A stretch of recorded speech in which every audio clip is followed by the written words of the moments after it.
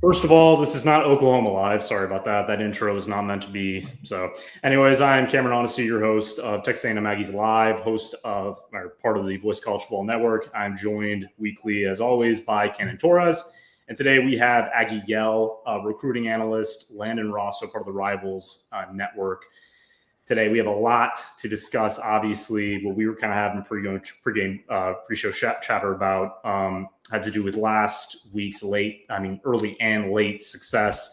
Obviously, Texas A&M's 2026 recruiting class is one of the best in the country right now. It's close to landing the number one spot if it wasn't for USC, who has like 1 billion commits right now. So we'll see what happens. That doesn't really matter. It matters of the players are acquiring, and after landing four-star running back KJ Edwards last Tuesday, who I think all of us can say is one of the most elite backs we've seen in a while, and a guy who has star potential as soon as he steps on campus. Mike Elko went out there and landed 5-star cornerback and athlete Brandon Arrington out of California, who, it's been the situation surrounding Arrington and Texas A&M has been kind of up and down for the last 3 months. But credit to Elko and his staff, specifically cornerback coaches Ishmael Aristide and Jordan Peterson. Jordan Peterson has really shown he is a star on the recruiting trail. They got the best visit possible and really sealed the deal late. And after that commitment on Thursday, it's kind of incredible. He landed another 5-star edge Christian Givens, who I think Landon's going to have a lot to say about this young man. One of the ascending pass rushers in the class, is a 5-star mainly because he's an elite athlete and somebody who, if he goes on the right developmental track, this is a guy who could end up being a first-round NFL draft pick in the near future. Anyways, both of you guys, I'm going to leave it to you. What you thought, obviously after Edwards, I think we all knew, and especially both of you who are in the recruiting game, you had a little more intel than all of us. Did you think it was really surprised that they landed both Arrington and Givens over a 2-day period? To me, no. Well, I didn't think Arrington was going to commit as early as he did. I mean, he had his date, I believe, July 5th. But then he was like, after he took that Bama visit, he was like, I just want to get it over with. Just, commit, help recruit. But, yeah, I didn't expect Arrington that early. Now, Givens was going to commit, I believe, Monday it was. So I kind of had a little bit intel that was saying that, A&M's a leader there. But, yeah, I didn't think he was going to bump it up on the weekend that he was on a visit. I think when he committed was at the lake with the staff and all that stuff. Mm-hmm. That's whenever he dropped the news. But, yeah, it's a very two big pickups for A&M and the staff. I'll let Cannon speak a little bit more about it. Yeah, so the commitment over the weekend, like Landon said, he was originally supposed to commit yesterday. So just about 36 hours prior, the staff ended up pushing him over the line and getting him to commit right then and there at the lake, like Landon said.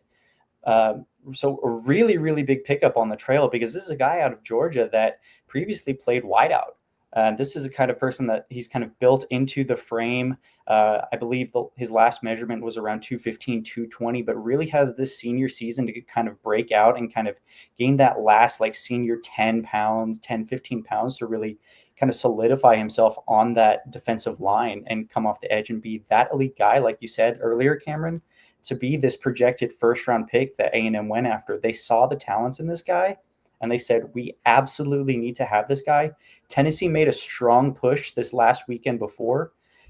They really kind of laid out the red carpet for him. I know a lot of people have seen the videos that they've done for a lot of their recruits on their official visits.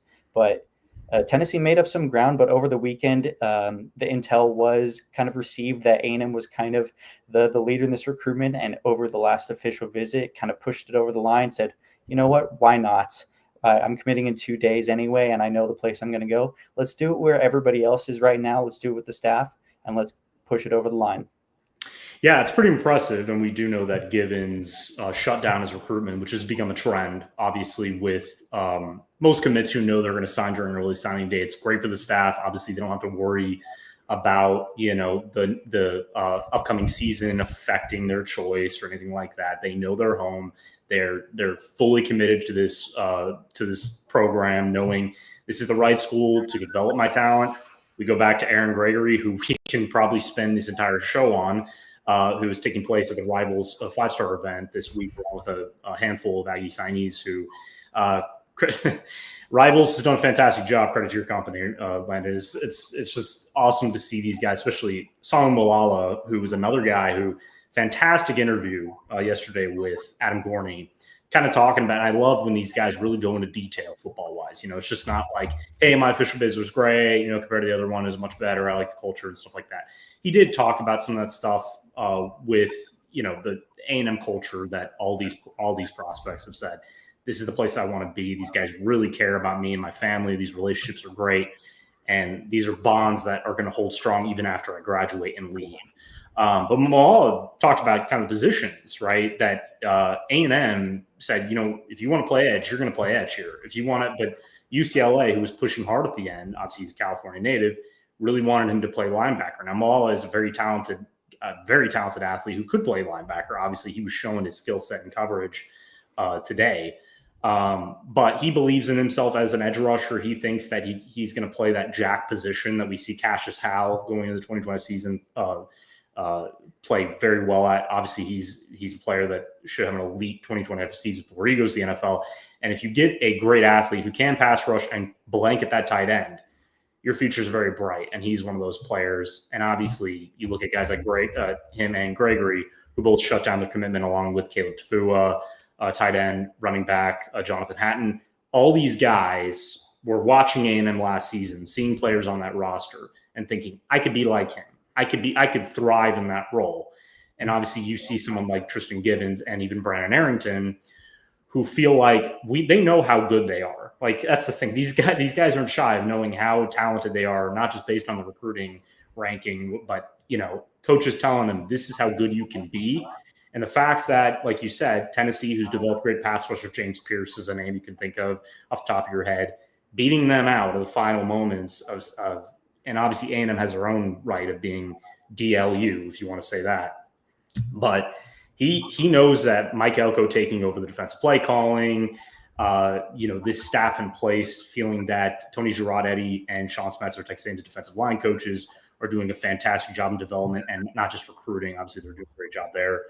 But he sees a bright future in College Station, and this is a brand new organization. This is not the Jimbo Fisher. I should have started the show off with that. That has been a narrative. I'm going to let you guys get on this, but that has been a narrative that has been bugging me since Jimbo Fisher was fired, is that, it's just the same old Aggies, right? Because they finished the way they did last year. But we could honestly talk about this for hours of what affected that, why that happened, all the deficiencies you and I can and have discussed over the past 3 podcasts of the defense let him down, the pass rush let him down, Le'Veon Moss being out let him down, Marcel Reed wasn't ready. Those things happen to teams, and it just happened to be that this is an 8-win A&M team. They just want to run with that and go, it doesn't matter how well you recruit, you're just going to be an 8-win team. That makes no sense. This is a brand new system. This is a head coach who every one of these players trust. That's why they returned 70+% of their roster going into next season. And you see that on the recruiting trail right now, that these guys trust what Mike Elko and his staff are building. I think it's a great point. I mean, you have the narrative ever since Jimbo was fired right after that Mississippi State game. And I think the narrative now that they are kind of not necessarily hammering into the rest of the state of Texas now and kind of showing that Mike Elko and his staff mean business to essentially say, hey, they mean business. They are ready to be that flagship university in athletics, like Elko said at his introductory press conference. He is all about it, and he is ready to have all his staff and essentially his players as well to get their nose down into the dirt, work hard, and get better. Because his goal is to build A&M into that flagship program that it's always had those resources to be able to do that. It's just a matter of getting from point A to point B that they weren't able to get under Fisher, which then created the narrative that goes along with it that, A&M's just paying players, pay for play. Even before all of this revenue sharing era, it's hey, they just have money. They don't have the talent. Yes, to get over that hump, just like a lot of other teams who also are paying players to do, which is just how NIL works now. It's just how it is. But going back from that 25 season where Elko first came in, he had to quickly solidify the back end of that 2025 class, and you saw him land Terry Bussey right at the end. And that narrative kind of stayed with them throughout the entire summer, where they were not struggling, but they were working their butts off to get people into the door at A&M. And you saw them land guys that they were able to evaluate as an athlete first, and then figure it out once they got to campus. You saw Terry Bussey in that kind of utilitarian role where he was either a punt returner, run in the backfield, wide receiver, trying him out at cornerback a couple of times. But now they're getting to the point where they are able to kind of solidify people in their own roles. And I had somebody text back and forth with me about right at the end of that 25 class when they landed Bussey. And I was like, well, what do you think that under this A&M program, what do you think Elko could actually be? And I got a text back saying, well, if you thought 2025 was a good end, there are a lot of people that are expecting this 26 class for A&M to get off of their feet and just hit the ground running. And here we are a year later, removed from that conversation, and you see them land. They go into Carthage for KJ Edwards. They go all the way to California for Brandon Arrington. They go all the way to Georgia. They've dipped into Georgia 3 separate times in the 2026 cycle for elite kids. And you see them do it time and time again, and they are going to continue to do that. So the narrative now is changing, and I see it in front of my own eyes. And I know I'm going to ask a little more from Landon's side about it, but I've seen the narrative change already to where A&M is willing to win these recruiting battles because of the relationships they've built on top of the NIL that they are offering. Then that's kind of what is pushing a lot of people over that hump. So Landon, I guess my question, since we have you on the show tonight, is were there any recruitments that you were just like, that relationship just pushed it way over the edge, and maybe you can be a little bit selfish and say, hey, you could not be prouder that A&M was able to push it over the edge in terms of that relationship? Yeah, for sure. I'll go with the recent one, 5-star Brandon Arrington. That one was just relationships. Jordan Peterson from day one recruited that kid like no other. I even had a source say when we talked NIL with Arrington, A&M wasn't even the top 5 of that category with them. It's just he felt trustworthy with Arrington or with Peterson. He felt like he could trust him with his development. You know, Kobe Bryant at Kansas, Will Lee at A&M. That's what Jordan Peterson sold him on. And it's just like, I don't know. It's just a narrative that people always say. But, you know, Elko and the staff, they like relationships over anything. They like to, you know, make sure a recruit can trust them and make sure they feel at home. Yeah. Yeah, no, that's the thing. And I think both of you guys nailed that. It's NIL is always going to play a part, but you're always going to have what goes after that. What's going to be that cherry on top? Because we see Texas, right? We see the videos. They don't even care anymore. It's just like Lambos on the field. It's like, and I always laugh. I'm like, good for them, but it's very materialistic. I'm not a materialistic guy. As you can tell, I'm being a connoisseur right here. I dress a certain way. I'm not a big spender overall. So when I see that, I'm kind of like, well, I get it. Some guys love that. But if A&M did that, the jokes that would come out about that. But that if you want to do NIL and recruit that way and it works for you, fantastic. Obviously, they've done a really good job landing some elite guys over the past couple of weeks, solidifying positions on the D line, and they have their own strengths like A&M does. But like you said, if you have a baseline for how you're going to recruit these guys, and you know what you need NFL-like talent, and Mike Elk has been talking about that all offseason, that we need to bring in NFL guys. And I think a lot of people get confused on that. It's like, well, they're high school guys. Well, no, these are guys who are going to be program fits, but they have elite talent that they're going to develop in this program, and we're going to be able to send them off like we did Nick Scorton, Shamar Turner, and Shamar Stewart during the 2025 NFL draft. And even though people saw the lack of stats with some of those guys, especially Shamar Stewart, they drafted them high for a reason, because they had elite traits that were developed at Texas A&M despite not producing as much, because we see a lot of guys who from smaller schools who have big sack numbers and get drafted in like the 6th or 7th round. And there's a reason for that. So that's Elko's plan, is working to perfection right now. Obviously, we need results in the field. But so far, this class has been the best I've seen in a long time. And I started covering A&M professionally during the 2022 cycle. So I remember talking about it.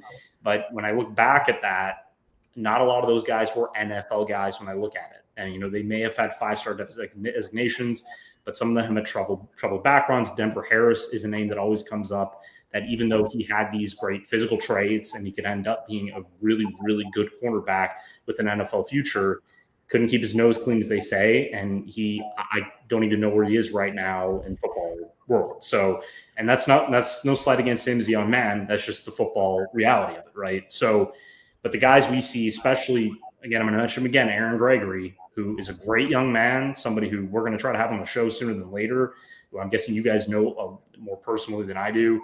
This is somebody who is bought in and understand and is going to end up, in my opinion, be a 5-star player. I mean, Landon probably knows more about that by the end of his high school career, but he's going to end up being one of the best players A&M has landed in a long time. Just the way he, presents himself professionally and how he views his development track coming into this, because I think he'll wait if he has to. He's not just going to come on there and go like, I'm going to be a star now, so you better give me the ball and you better start me immediately. He knows that this is going to take time potentially, or maybe not. Maybe he's an early riser like a Terry Bussey, but it just shows you that these type of guys who just are good young men who have NFL level talent, they're choosing A&M over a lot of big name schools. So something's brewing in College Station. It's going to continue too. We're going to shift into that. Obviously, having Landon on the show is a big get, because we know that there's a lot of news coming out to start. 3-star 2026, 3-star offensive tackle Aaron Thomas committing tomorrow, I believe. A&M has received a prediction or two, I believe, to land Thomas. Obviously, he had his OB last week. Same with Drew Evers, who I did see Landon kind of post about that earlier. He's either today or yesterday, that they made a big push with Evers, who has a lot of like Penn State and others who really we don't really know where it stands right now. I mean, he could be an Aggie lean, but really, who knows? And there's a lot. DeQuevis Beck is another one. He is committing a linebacker. He is committing on July 1st, I believe.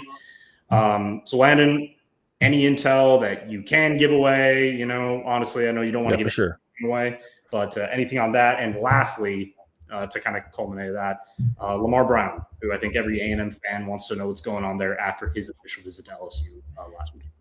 Yeah, I'll start with Aaron Thomas, the tackle from Arizona. I put my prediction in for him, I believe, last night or the day before. Just talking to some people about his visit, it just went really well. Adam Cushing is the main person that you hear in all these recruiting battles when it comes to an O lineman. He's just straight up with them, knows how to teach them techniques and all that stuff just really well. So right now I lean A&M. He commits tomorrow, I believe, 8 p.m. our time, if I'm not 8 or 9 p.m. I believe it's either 8 or 9. It could be around 1 from what I've heard. There could be a little bit of switch back and forth, but I think you are probably correct. At the end of tomorrow, it'll probably be more widely known. Who are the main people to kind of come up later in that recruitment or be a threat to kind of win his services? It'd be Ohio State is the one I'm hearing right now. It's A&M or Ohio State are the two I'm looking at. Florida State's obviously in it. His dad played there, like y'all said. But it's A&M or Ohio State, and I'd lean A&M right now. And then Sweet. I think it's out. But Wednesday, Avery Morcho, I believe he plays at Ridgepoint, tackle. Mm-hmm. I believe he's committing tomorrow at 1 p.m. I don't know if that's out yet. I think it is. I think he went on social media, and it was kind of a cryptic tweet. That's I kind of asked around. I believe he's committing. Yeah. Well, my predictions on A&M, again, Adam Cushing, relationships, all that type of stuff, just played a big part into his recruitment. And then the last two that you said, Drew Evers, the Flower Mound O lineman. I talked to some people. I even talked to him, and the word was like, why can't I talk to Adam Cushing more on the visit? That's just how it was with him. He loved Adam Cushing. He loved Elko. They were just straight to the point. They don't like to, like Elko said in one, I believe after LSU, we're going to be the flagship program. He's, they're not salesmen, just selling this program around. Hmm. It's just Elko straight to the point with meetings with players and all that stuff. And that another one, Ohio State or A&M, in my opinion. SMU and LSU are kind of in there, Penn State. But right now I'm looking at A&M or Ohio State in that one. Okay. Yeah, and then definitely let's get on Lamar Brown because he just had his visit this past week to Baton Rouge. Sorry to interrupt, Cannon. I was going to ask about, I think that's a big one too, is DeQuivis Beck. Because he's choosing, sorry, man.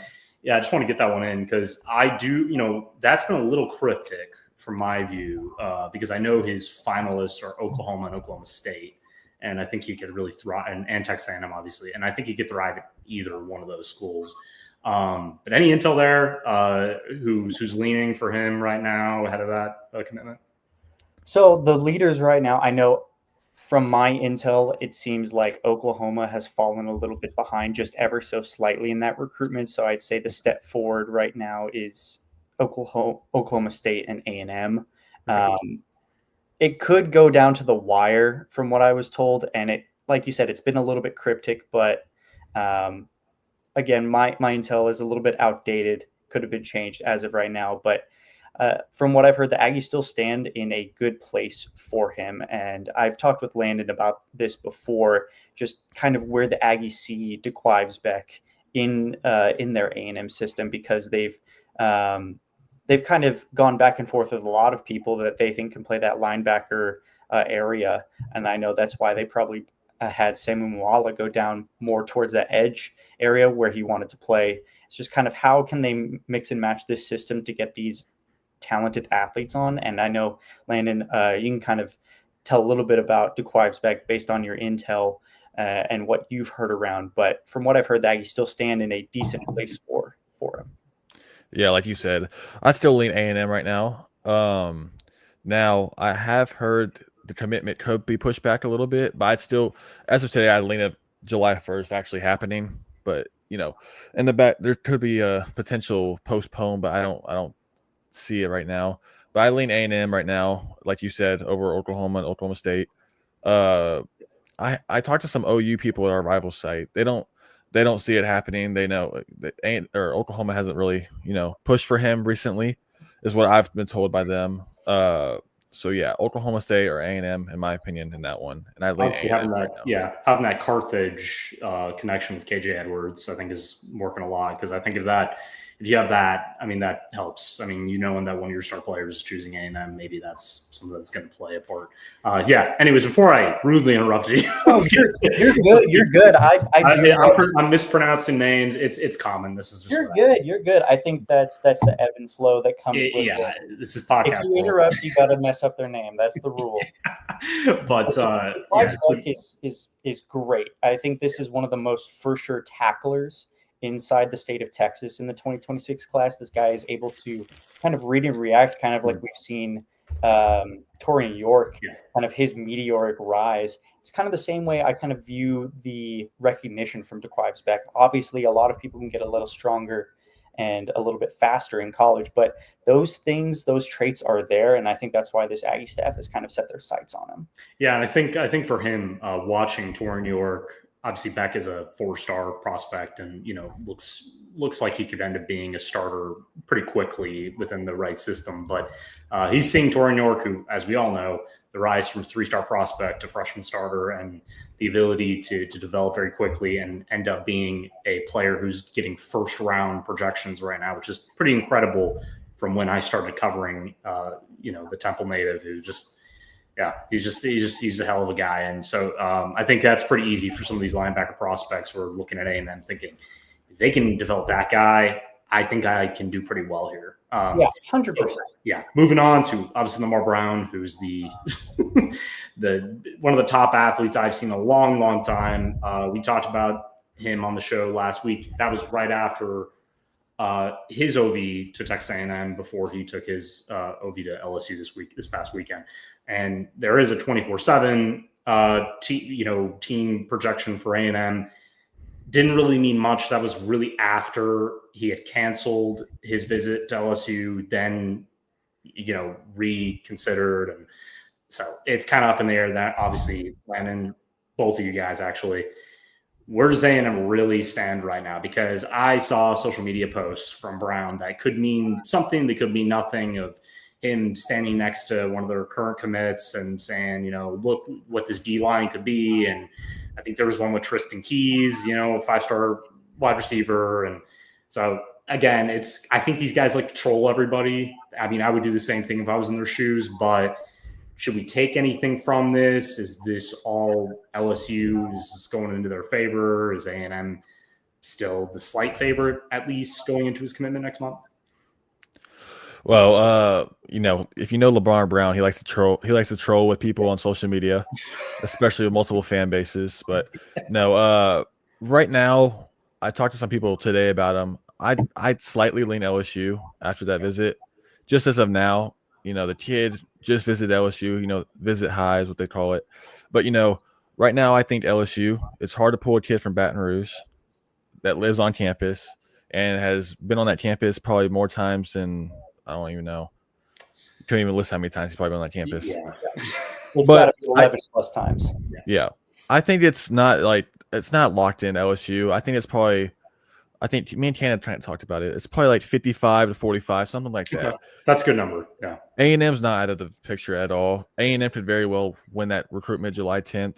I haven't moved my prediction. Mm-hmm. I think A&M could still win that one out. But yeah, right now it's slightly lean the Tigers. Yeah, that makes sense. I think actually it's a perfect number to give right now, because I think when this happens, and you're right, visit high, man, it's the same thing. We see that with a lot of recruits who end up changing their mind late, and it's one of those things that you probably have people in your ears. I don't know what Brown does, of like, this is your home. Like, you're really going to leave your home, but this is a football decision. This is his future, because we're talking about NFL talent. This is the number one example of NFL level talent that could be a top 15, top 10 pick in the future if he develops, especially as a defensive lineman. We had talked about it last week of, what he's going to do in college and how they would use him. We're talking the, 3 tech, maybe 4-eye shade, just because of his high motor, athleticism, strength. He's one of those kind of bull rush guys who would just backpedal a guard into the face of a quarterback and really doesn't need a whole pass rush arsenal to win. And when you got that type of talent, it's going to be very tough to really, because he, one of the best, I was actually talking to somebody the other day, you always think of Justin Matabike, right? So Matabike was a 3 or 4-star recruit, I think. I have to look back, but one of the guys I always mention is like the heart of A&M, like somebody who under the radar developed and was the best defender on the field every Saturday. And we've seen what he's done in the NFL now, signing his new contract with Baltimore. He's one of the best defensive tackles in the league. And he, if I'm a defensive tackle and I see guys like that, and obviously I see the success they had sending guys to the NFL, you think of obviously Myles Garrett and everybody else, but it's not a hard decision for him here, but it is a very, very hard decision personally, right? Football wise, maybe A&M is the favorite because of that development track. LSU has done a great job at doing that, but at the same time, it's the easy decision to choose LSU because those family connections.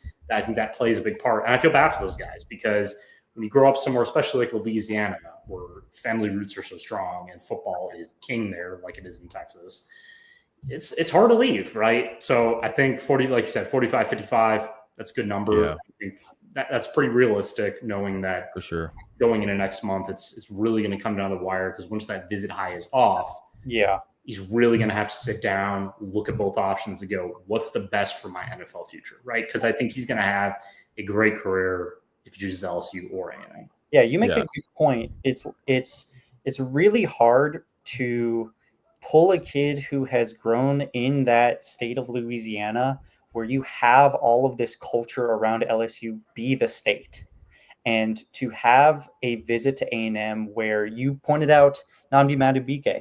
Like, that's a guy where A&M kind of pulled him. No, you're good. You're good. I keep calling him by that name. No, it's so disrespectful. But yes, thank you for correcting me there. That's their pitch right now is, and I know I've talked to a lot of sources, Landon included, is where the pedigree that A&M has been able to put in the league along that defensive line since 2019, I believe, is more than 12 people on that defensive line to go to the NFL in the span of about 5.5 or 6 drafts. Like, that's something that they are pitching to guys along the defensive line to where, hey, we want to be able to put you in the position to succeed at the highest level, especially in the SEC, so you can get drafted and get to that second NFL contract where all that money is. It's the same thing people do in the NBA for college basketball. Hey, we can develop you to the highest level, and that's what I believe Tony Girardi-Eddie's pitch, Coach Chaos's pitch is, hey, we want you because we believe we can make you the best you will ever be. Yeah, for sure. And I'll just have a little last comment. Yeah. I'll put this on record. If Lamar Brown lives in Alabama, Florida, I think he'd be committed to A&M right now. Yeah. I think that's an excellent true. point. Excellent point. Yeah, we've seen that obviously with the Georgia pipeline, which is incredible. It's like Elko can just go down there and get whoever he wants right now. When the Georgia Bulldogs, who have won 2 national championships over the past 7 years, are just sitting there. It's like, nah, I'm just gonna take them. Does Elko own Douglas County now? I mean, yeah, I'm pretty sure he does. I mean, if he doesn't, then I give me a name because do not clip me on that. Everybody watching. Yeah, I don't keep. It's not my job to keep track of Georgia's recruiting, so I just don't look at it. So I don't know. But no, I think you're right there. It's that pipeline. It was obviously with Fisher, who developed obviously a great pipeline with Florida. You go back to Jayshon Corbin and other guys like that, and then did a really good job in New Jersey of all places and Pennsylvania. It was almost like a political map. It was kind of interesting of where he was winning recruiting wise. So yeah, that's good to know in terms of obviously his decision coming up. And I think just A&M fans in general see the post, they see what he's saying, they see the LSU connection. They always felt wary even after that prediction came in for A&M and his tweet saying, I think the book is closed. I think that was the one he said. And it was like, I saw that and I was like, it's revealing, but he could just be saying that. So it's like he could be coming off of a visit high too. And it's, that's kind of where we're at right now. But Landon, any more updates, both you actually on, because I know our buddy Jackson Calloway of Aggies Today has his booms. And I remember everybody had asked him, is this commit even a part of the booms? And he kept saying, no. It's like, how many booms are there? How many commits are there coming up? I was like, I know that a couple, in the very near future, are probably a part of those booms. But obviously we have a long summer ahead of us. We have a new month coming up in July. Any other news on any recruits that A&M has their eyes on that we haven't discussed a ton? Yeah, I'll go with one. He has a commitment date, I believe, July 18th. Me and Cannon talked about it. Tylen Wilson, a safety from Mississippi, There you go. 4-star. That's a kid that the staff loves. Mm-hmm. They like him as much as any, safety in the country. They think he could plug in and play right away. Right now, I think it's Clemson and Arkansas is his final 3. I have a prediction in for A&M. So if A&M fans are watching, or all the A&M fans are watching, feel good about that one right now. And then I'll talk about one more. I think Taint Jones from Alabama, the 5-star edge. I've talked to some people today. I asked, what's the timeline for him right now? And some people were saying probably mid-July, late July is where I've been hearing right now, if not early August. And I asked, where does A&M stand right now? Some people are saying, at the top right now. I think it's going to be A&M, Alabama, and Oregon, in my opinion, would be the final 3 in that one.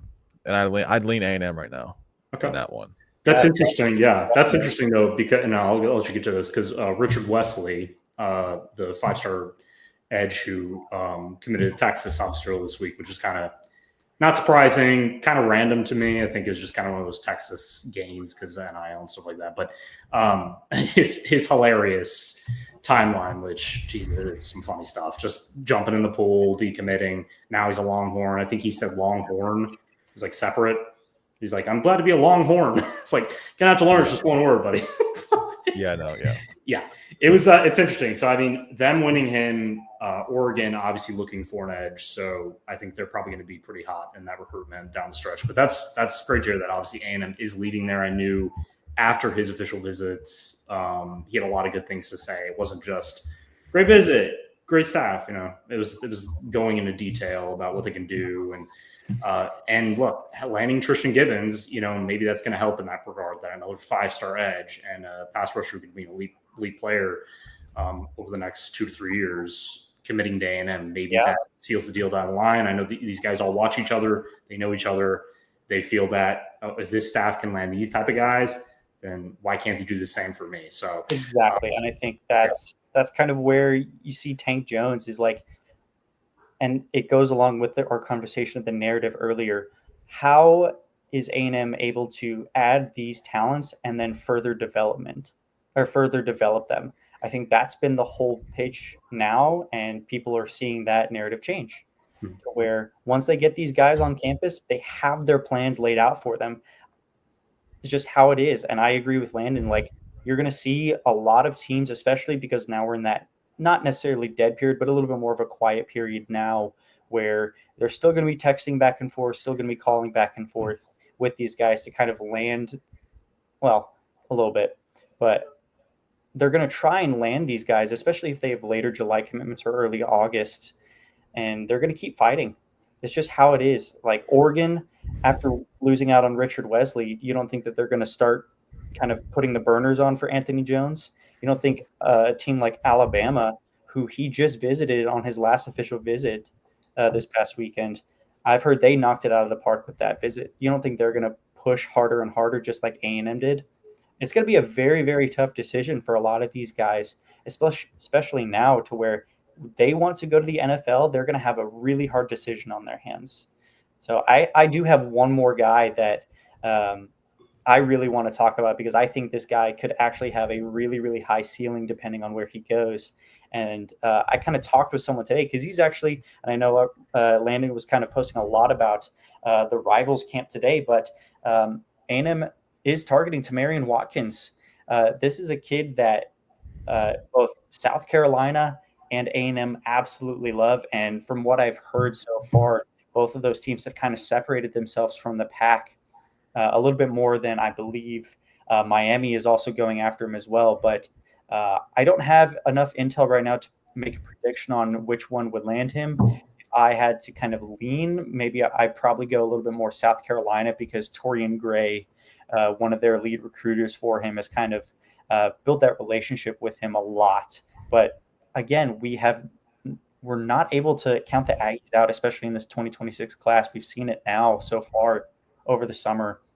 And it could depend a little bit more on Tylen Wilson, which Landon talked about a little bit earlier.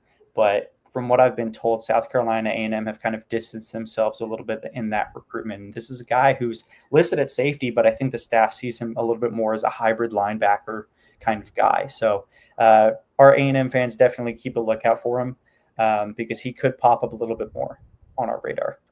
Yeah. I just want to, real quick, talk about two more people as well. Excites A&M fans. Bowie Feaster is July 4th. Mm-hmm. That one, I believe, is coming down to A&M, Bama, and USC. I've heard a little bit more USC talk recently as the biggest challenger for A&M, but I'd still lean A&M as of now. And then another one, a linebacker as well, Tank King out of Memorial. Yeah, out of there. A&M loves him. The staff loves him. I mean, physical linebacker, can straight up just tackle and play football how you want him to play as a linebacker. And, people don't give enough credit to how Bateman and, his linebacker recruiting abilities. People just think of on-field stuff and just thrash him as a person, as a coach.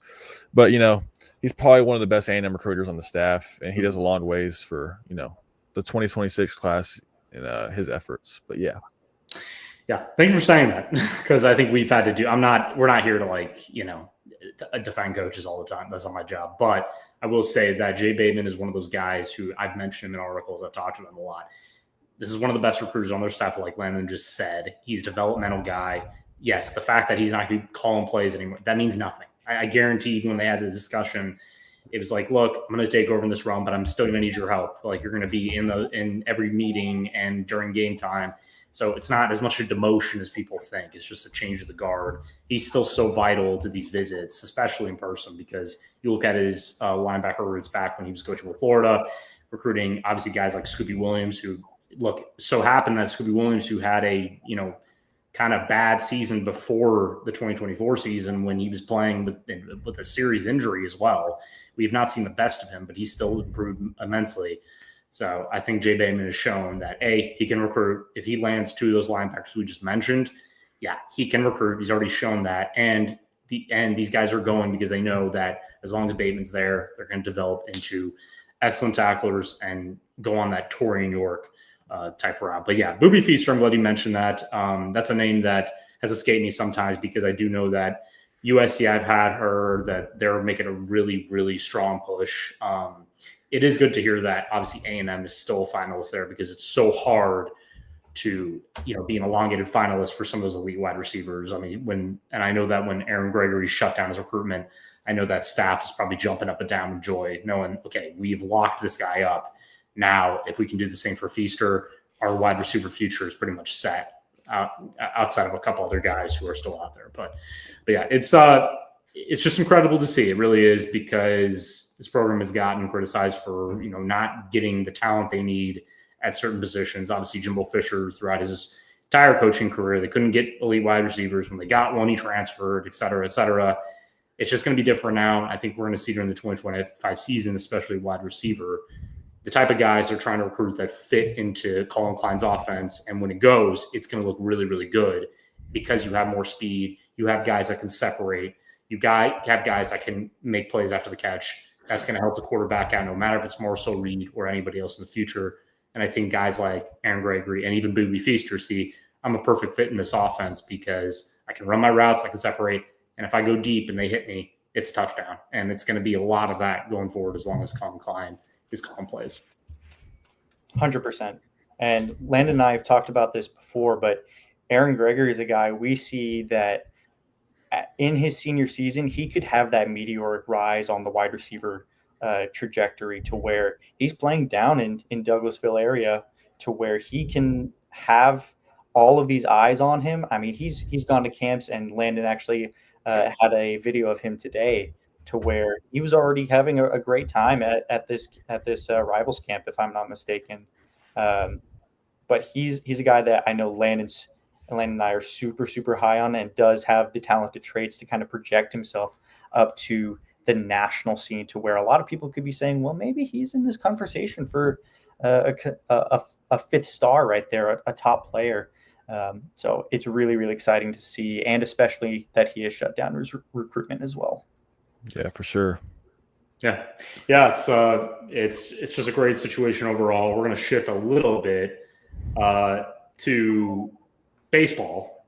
So we did get some really big news. Obviously, it's been a slow roll for Micah Early going into second season. I think all three of us were, I would say, a little shocked when he got that second, chance. And obviously the way the season ended, not making the NCAA tournament for the first time in 19 years, just, losing to Missouri in a series sweep. And I think I remember I can remember where I was when I was watching it, just stunned of going, what has happened to this team after beating LSU, who just won the national championship for the 8th time. So it's been slow, obviously, compared to football. Everything's been slow in College Station. So they did land, though, one of the best players in the portal in shortstop Chris Halkopian from Maryland. That was a really late night get. Just got to praise Texags analyst Ryan Broniger, who's been one of the best baseball recruiting guys out there. He's done a really good job keeping a lot of these secret. Obviously, we saw it tonight. I haven't gotten an update yet, but there's another commit or two that are coming down the barrel. You got to hope that's pitching or starting pitching specifically. They've lost guys in the portal that were mostly backup. I didn't know what their future was with A&M. And, it's one of those situations where you just don't know until you know with some of those guys who leave. Jamal George is one of them. He's a utility player who transferred to Missouri surprisingly after, because he does know Missouri, one of the worst programs in the SEC. He's going to play immediately and potentially be a star on that team. So I understand those type of, decisions. But overall, you kind of look at their lineup right now, and after Caden Sorrell, who we obviously discussed last Tuesday, returning is huge for this lineup. But they needed to replace Jace Levelette. We all know he's most likely going to go declare for the NFL for the NFL draft. Well, he probably could. He's 6'6" for the MLB draft. and he's going to be a top 10, top 15 pick.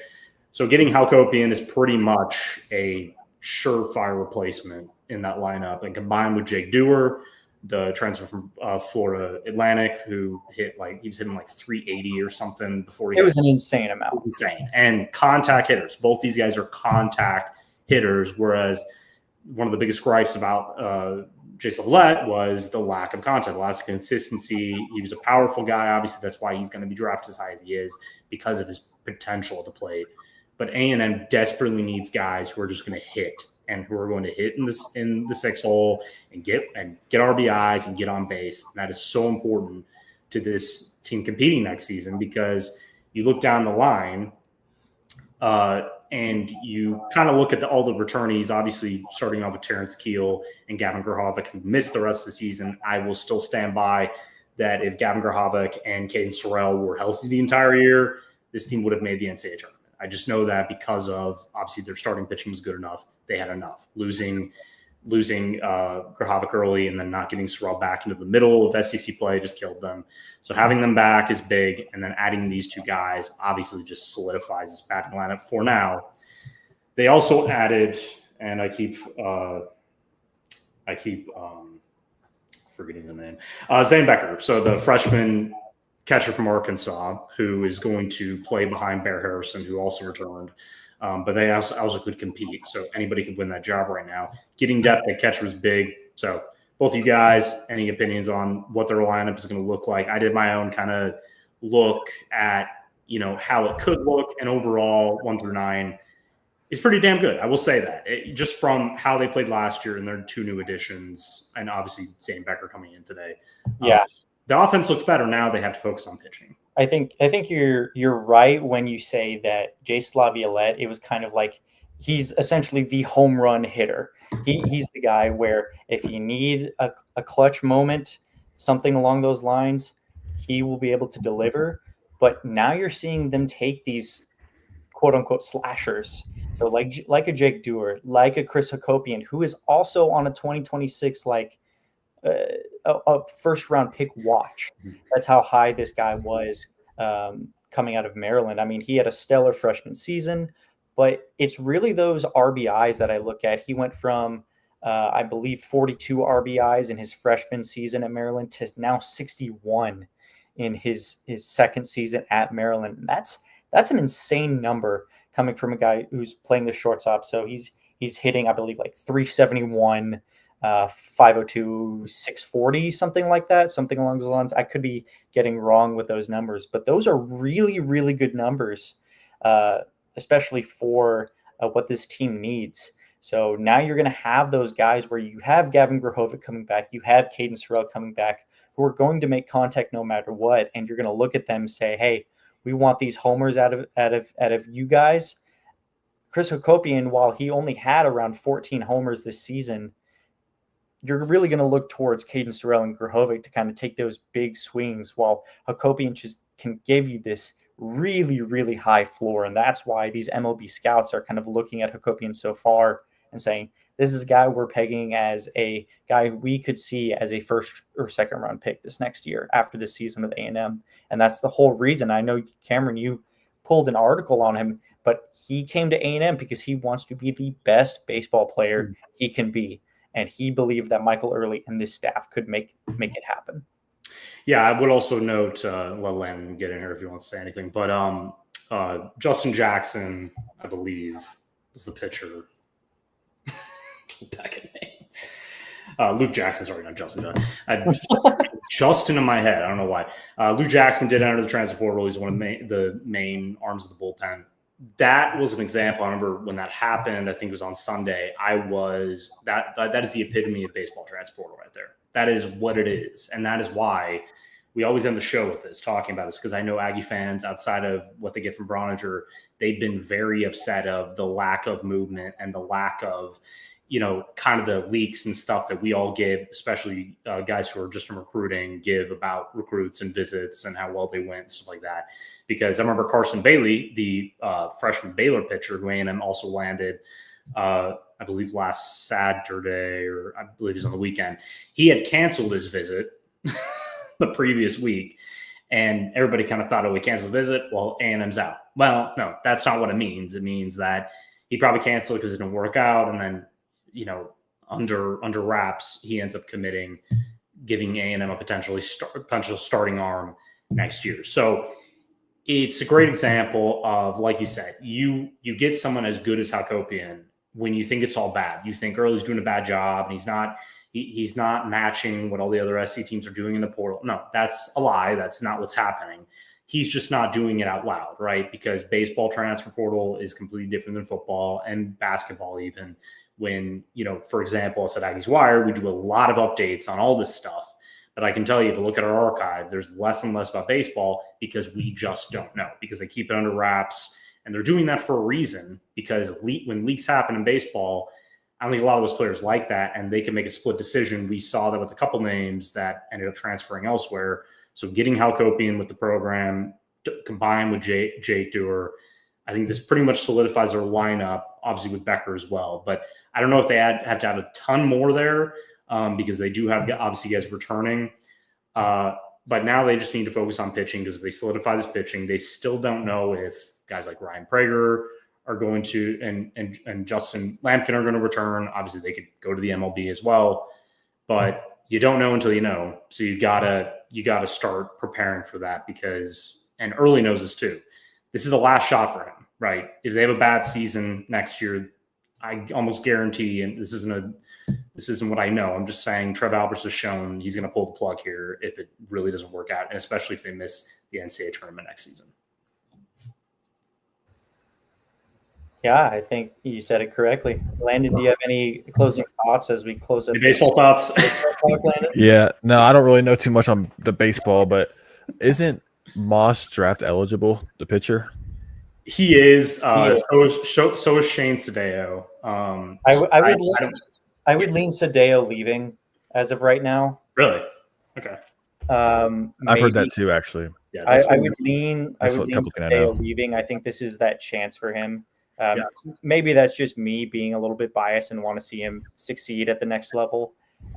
Weston Moss, I have no idea. Moss, I could see. I don't know if he is. I think he was a redshirt sophomore this year. I think so. I believe so. I don't think he's eligible. But if he is, I could see him returning, because I heard. It's like a certain age. If you like turn 21 or something like that before a certain date, you can be draft eligible. Yeah.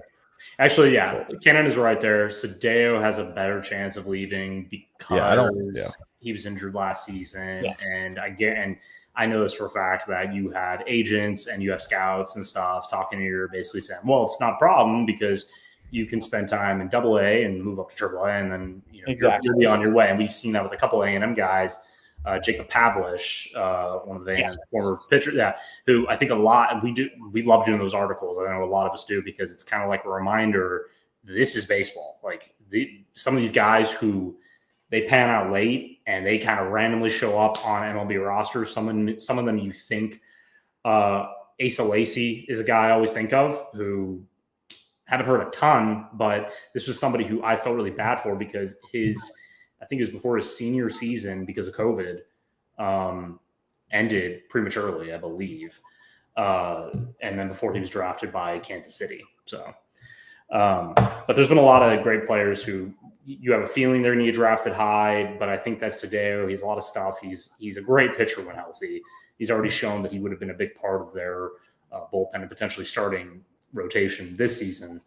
So unless it's extremely beneficial to return, and I would say this, from, not a baseball expert. I love baseball, and I play baseball, but at the same time, I'm not a scout, but I would say for Ryan Prager and Justin Lampkin, I think returning would be a good idea for both those guys, because I think they could end up raising their draft profile.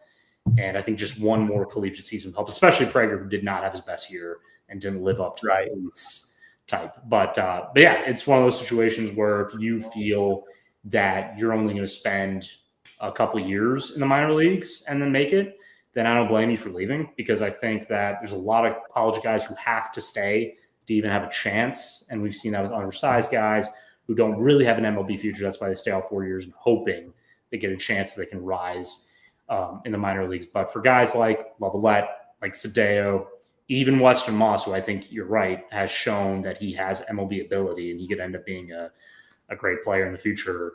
You got to really think about these type of things. And I think that's why from now on, and we might see more position guys get picked up in the portal. I think the focus is on getting as many pitchers as possible, reliable arms, and prepare for the fact that you may have to completely change up your starting rotation and add to your bullpen. So, but I will say this. I mean, I think Early deserves credit for keeping this under wraps, doing a good job of getting those star level hitters, because you go into next season not having Lavalette, and obviously getting Caden Sherrill back was huge, but you had to pair him with somebody who is considered elite and even a little better than Lavalette right now, because that's how I see Lehokopian. I made sure to put that in my article. Right now, he's better.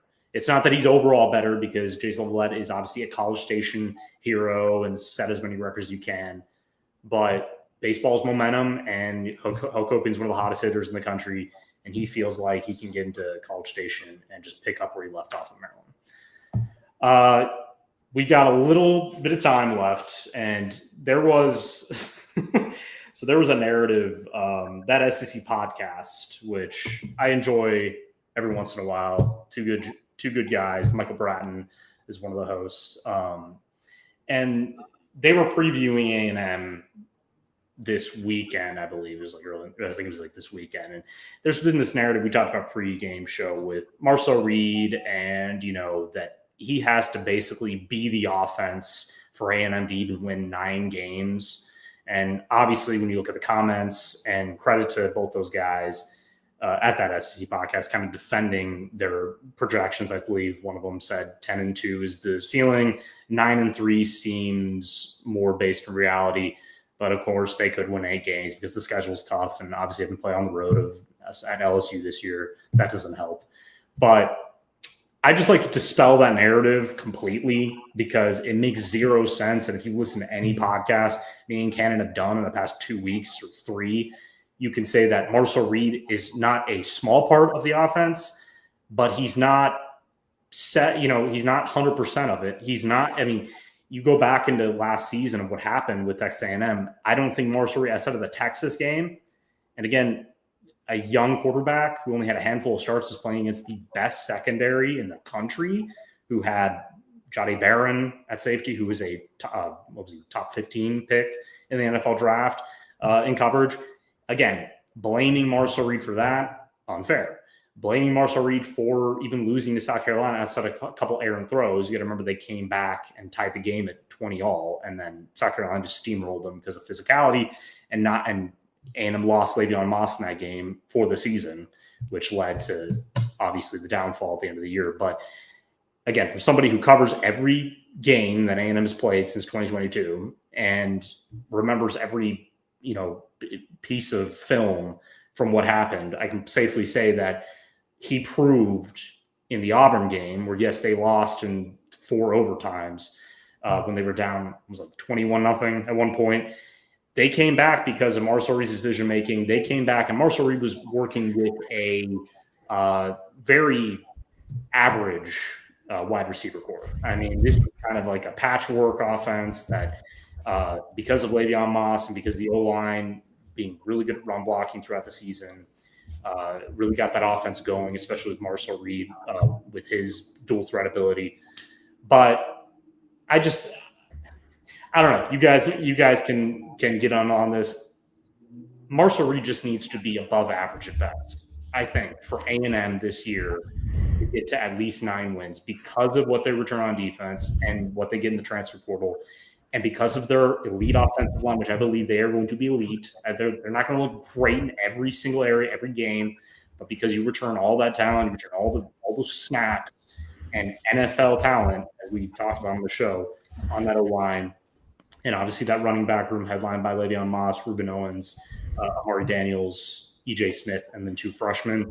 And Casey Concepcion, Mario Craver, Terry Bussey, Isaiah Williams, Ashton Bethel-Roman, every wide receiver, and wide receivers that can separate, that are quicker, that are faster, that are better than what they had last year.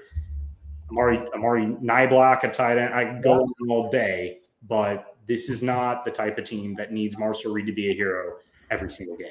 So with this so-called narrative, I think we need to get a little bit more specific. So when they are saying that Marcel Reed has to be the person to put A&M on his back to kind of carry them to the wins and losses that they're wanting, are we saying above average just has to be like, what is above average for Marcel Reed this season? Is that based on completion percentage? Is that based on the amount of yards he's going to be throwing? A little bit of both, maybe the touchdowns. Is above average where we see around 2,600 passing yards. I think that's kind of where we see above average in my mind because of the way he can use his legs. I think if you want him to be above average, it just has to be the way that he generates touchdowns with this offense and him being fully integrated and a full offseason under it. That's what has to be that narrative going forward, especially as they start with this UTSA game and start with this Utah State game going into Notre Dame. That's where it has to be picked up. And I do know where they're coming from when pushing this narrative, is because when you get to these games on the road against Notre Dame, on the road against LSU this season, it's going to have to be a quick start from Marcel Reed in order for A&M to kind of have their offense fully at 100% free-flowing and being able to get everybody involved. That's that narrative that should be pushed by A&M fans and the national media right now. They have to be able to get Marcel Reed involved in a lot of ways. And the floor of the running back room, like you said, it has a lot of stuff Mari Daniels and Le'Veon Moss and you're really, really excited. I know, Cameron, you're super excited about the prospect of Ruben Owens back in this backfield for A&M. But I really want people to understand that this offensive line is probably one of, if not the most important piece for A&M in this season going forward. We're going to be able to run the ball super effectively behind this offensive line, which returns, I believe, over more than I believe the number is over 55 starts, if I'm not mistaken. Yeah. Something along those lines. But that's really where it is. So you are correct in saying that Marcel Reed definitely has to be above average. Does he have to be Heisman? I don't believe so. And Landon, can you kind of go along with it where do we see Marcel being above average? I just think, limit turnovers, just keep the ball. I don't know. I just think medium the pack to the SEC just doesn't need to be the hero. I don't really know what to say. You pretty much hit on it. Yeah, that's pretty much, that's the thing. It's perfecting yourself in Colin Klein's system. And the biggest thing that's just very annoying is that they act like last season, going into Elko's first season, that Marcel Reed was the starter. No, he was not the starter. Just a reminder, Connor Wigman did play here. Just for you, for people who forget, he transferred to Houston this offseason, for those who forgot. But Wegman, I don't think was ever a great fit for that offense. I just don't think he was. I think you're going to see with Houston that it's just going to be a completely different player, especially since he's dropped weight and he's healthier. And power to him. I hope he has a great career with Cougars. But Marcel Reed was brought in and stayed with the program, knowing that when Colin Clem was brought in, he was a perfect fit. It was like slipping your hand to a perfect glove size. It's just having him the entire offseason as the starter, integrating that system, knowing you have the running game, knowing you have the blocking up front, and getting all those new wide receivers that fit the intermediate and short passing game. I think the best game I always point out, obviously Connor Wegman was playing that game against Missouri, making those tight throws in those windows that opened up the running game, that opened up holes.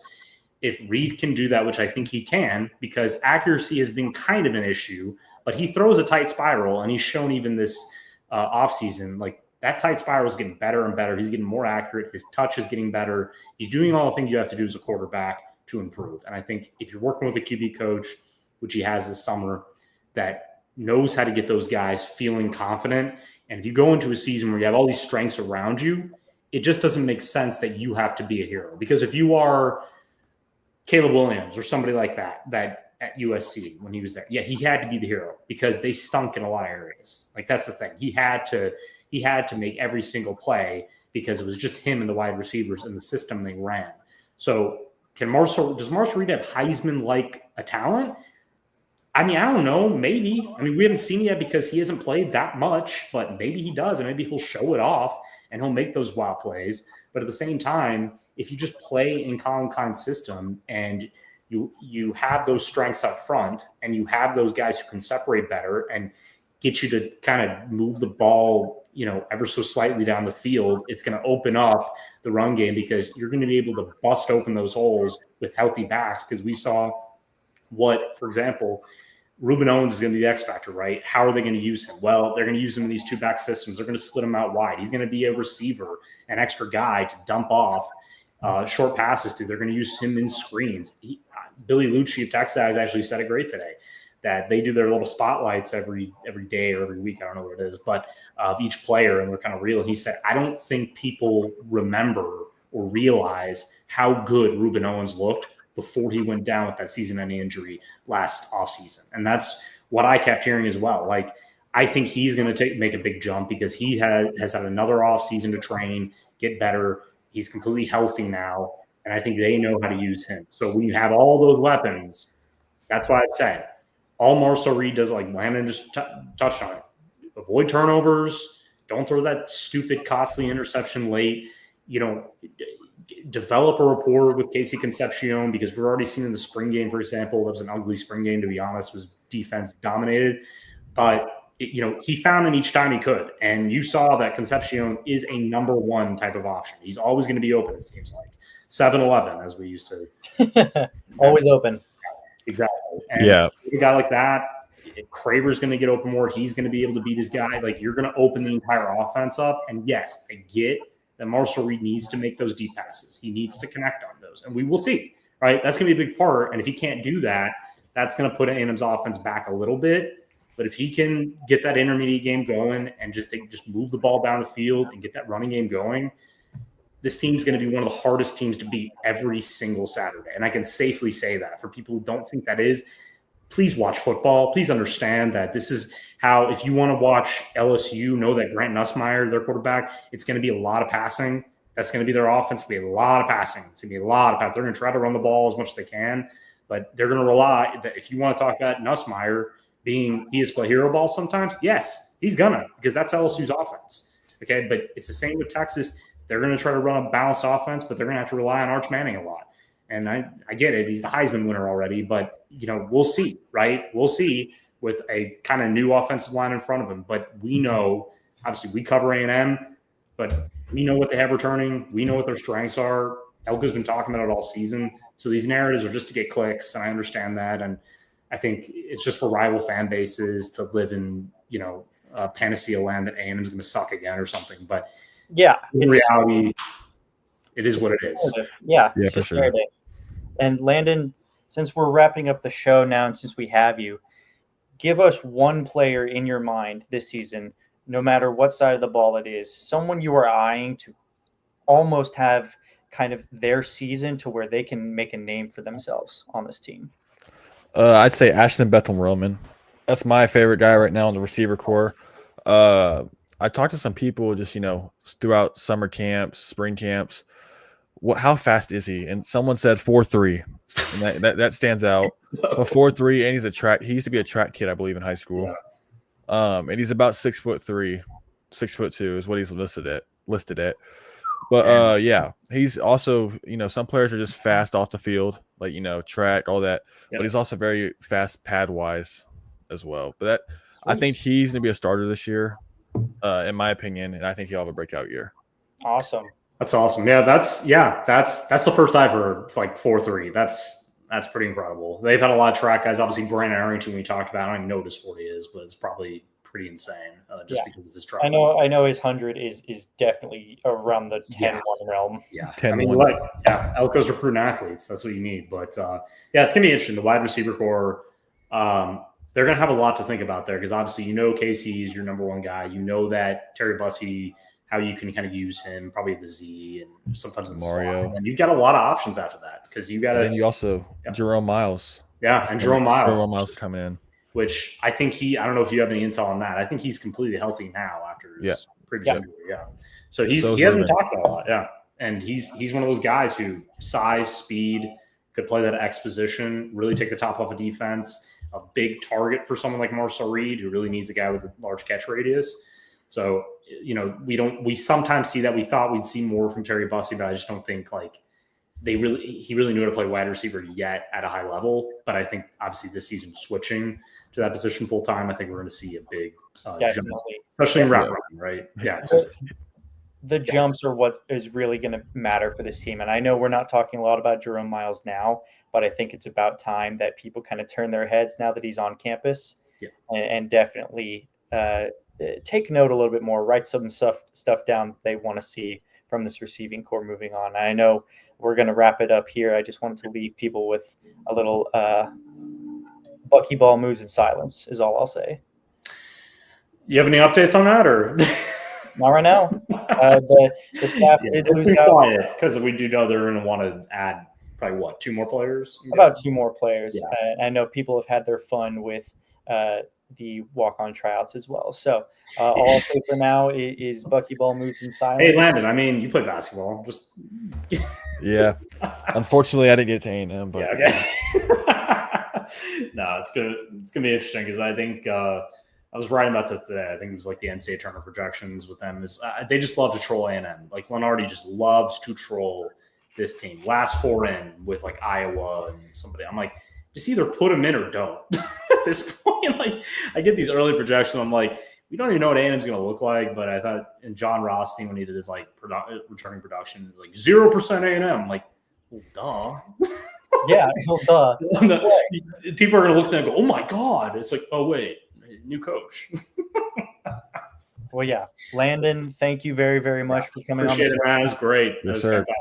Thanks for y'all having me. Yeah, we're going to have you back very, very soon because I know we're going to have more commitments coming up. Obviously, by the middle of next month, it's going to get crazy. And, I mean, this class could have obviously 20-plus guys already in it. And then we're going to be in August, fall camp, and we are on a roll. I can't wait till that happens. There's going to be so many stories coming out and talk about guys like Jerome Miles, for example. That's going to be a name we want to hear. Obviously, want to hear a lot about Ruben Owens and what he looks like on the field.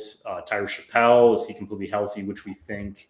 But there's a lot of storylines coming out, and we're going to be here to cover them. But, again, thanks, Landon, for coming, man. I appreciate it. Sure. As always, Cannon.